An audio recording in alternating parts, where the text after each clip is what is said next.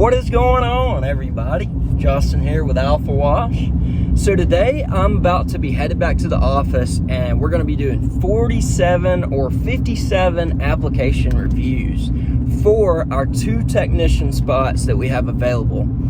So we've actually had 2 or 3 different Indeed ads running this year, and this one is definitely by far blown the rest away. I think on the other ones we've gotten maybe 10, at max 10 applicants, but the only difference in this one is we did a paid ad. We spent about $200 and ran it for not even a week, I believe, and in the first 2 days, I know on the first day we got 37 applicants, and on the second day we got 20 applicants.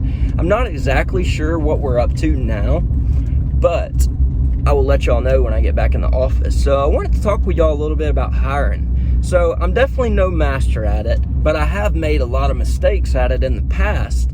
And when you make mistakes as a business owner, that's an opportunity to learn. So I try to learn every time I make mistakes. And lucky for y'all, I'm here to share my mistakes with y'all so y'all can avoid those mistakes and get to where you're trying to get with one less step involved. So, all right, so when you're hiring for technician, there's a few things that I like to look for and keep in mind. First of all, I don't care what position I'm hiring for within my company or I don't like to really call it my company because this company is something bigger than myself. So whenever I'm hiring for Alpha Wash, there's certain things that I like to look for in a person. So we've got core values set in place. Like, just to give you a quick example, I'll tell you our first core value. Like, our first core value is excellence. We approach each task of every day with the intentions to choose to perform the task to excellence. So we've got about 6 or 7 different core values, and these core values are, number one, they're the number one determining factor on whether somebody is a good fit or not. And you have to be careful with this because this is some of the mistakes I've made in the past. So there's some people that are very, very, very good at putting on a front and making people think one thing when they're not actually living that. And if you are trying to live your best life and you're trying to live a positive, happy life, you're not going to be looking for negativity in people, and you're not going to be looking for lies in people as hard as you would be if you were focused on the negative. So you just got to be mindful when you're talking to people. And the solution I've came up with to this is basically just ask more questions and ask better questions, because if you can do those 2 things, people will really show you what you need to know about them from a business owner perspective by answering your questions, and they won't even realize they're doing it. And that's fine. That's the whole point of interview questions, is to show you how somebody's subconscious patterns think.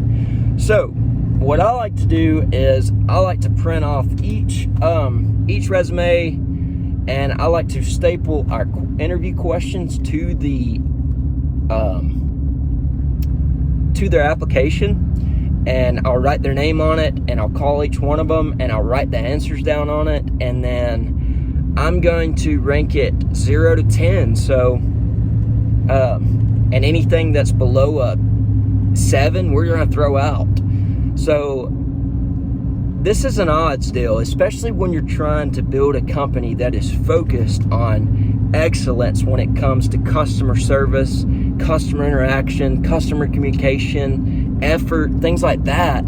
So if you're trying to structure a company like that, it's important to know that the majority of the population does not line up with that. It's going to be a very select few group of people, and it's based on their childhood and how they were raised and their core values and their beliefs and many other things like that. But you have to understand that is a very small percentage of the population. Therefore, you're going to go through a lot of applicants, and you're going to be weeding through them quick, because you already know that there's going to be way less of what you're looking for than there is what you're not looking for. So Like, for example, I like to put a phone screening on there, which is where you listen to questions and you do a answered, recorded. Basically, it's on your phone. They call, Indeed calls the client on their phone, or the applicant, asks them questions, and they respond to them, and then it automatically sends it in to the Indeed application form, and you can go and listen to it. And then there's also 2 tests that I like to put on there. So one of them is attention to detail, and one of them is I believe I can't remember the name of it, but I believe it's called it's conscious level. So, and conscious level basically just means, how awake are you? How aware are you? How much, or how would you say that you live in the moment? Are you fully in the moment, or are you in your head a lot, thinking about the past and thinking about the future? And if you are, that's a lower conscious level than somebody that's present in the moment, living in the present moment, making the most out of it.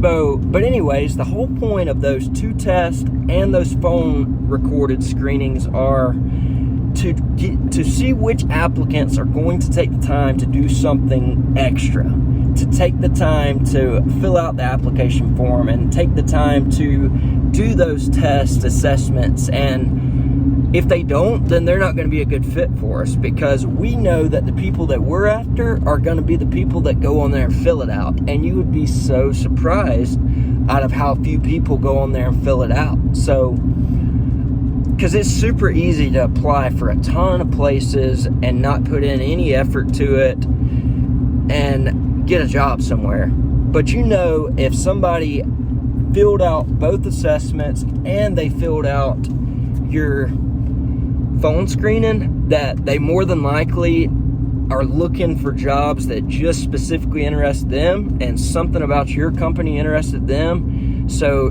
they decided it was worth taking the time to fill out the assessments and to answer all of your phone screening questions. So that shows you something right there. That says a lot about a person, in my opinion, because how you do one thing is how you do everything. And if you halfway do one thing, you're more than likely going to halfway do other things. And sometimes it can even be a subconscious thing, and sometimes it can just be a habit thing. But when you're mindful of yourself and you're conscious of what you're doing and how you're showing up in every moment, it makes it a lot easier to see these things in other people. Because if you're not a mindful person, if you're not mindful of yourself, you're gonna have a very hard time seeing it in anybody else. So, and the only reason I say this is because that was me in the past. So I hope y'all could find some value from this.